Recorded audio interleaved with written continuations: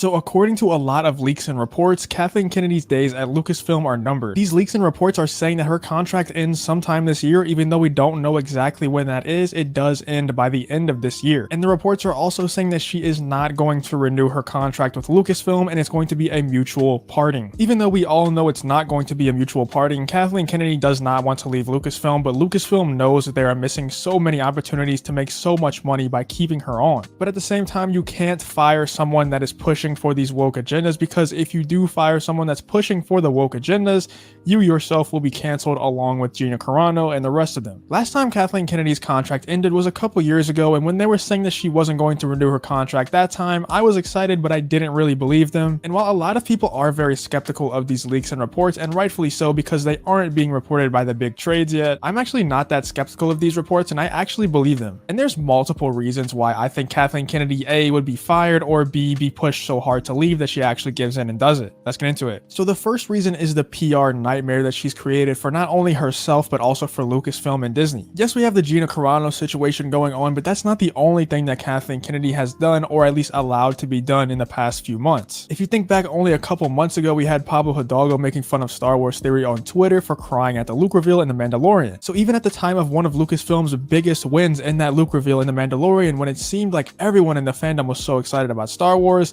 Lucasfilm and Kathleen Kennedy, or at least Kathleen Kennedy's employee, found a way to mess it up. And then of course we have all the Christina Ariel, Justina Ireland stuff for the High Republic, which we all know that Kathleen Kennedy is behind. We all know that the High Republic is Kathleen Kennedy's baby. All of that stuff is all Kathleen Kennedy. We have people like Jon Favreau and Dave Filoni on one side creating content, and then Kathleen Kennedy on the other side creating content. I'm not going to get too far into the Civil War in this video, but we do know that there's two opposite sides to Lucasfilm right now, and Kathleen Kennedy's side is the side that's behind the High Republic, behind the people like Justina Ireland and Christina Ariel. And then of course we have the Gina Carano stuff, which actually happened the day before a Disney investor call, so you can imagine that the Disney higher ups didn't like that call too much. Not to mention that it also got the hashtag cancel Disney Plus trending #1 at one point the day of the release of a WandaVision episode. So yeah, I wouldn't imagine that Disney investor call went too well because of the PR nightmare that the Gina Carano situation caused, and also because a WandaVision episode was being released the very next day and cancel Disney Plus was trending on that day. So it's obvious in those statements alone that Kathleen Kennedy is losing Lucasfilm money, and the higher ups at Disney have to see this at this point. Because while we make fun of Disney so much for being so stupid and mishandling Star Wars as much as they did,